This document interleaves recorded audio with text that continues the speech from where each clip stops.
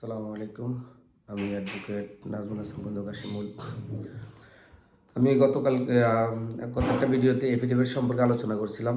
তো এক ভাই জানতে চেয়েছেন যে এফিডেভিট করতে কী কী লাগে। আজকে আলোচনা করব যে আসলে এফিডেভিট করার জন্য কী কী কাগজপত্র প্রয়োজন হতে পারে।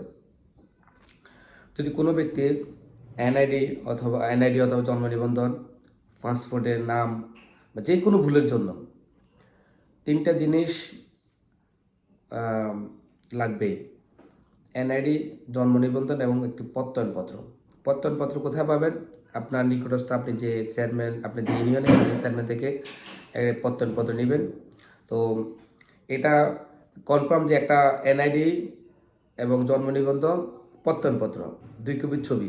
আর যদি পাসপোর্ট থাকে তাহলে পাসপোর্ট লাগবে, সবগুলো মেইন কপি এবং একটা ফটোকপি লাগবে।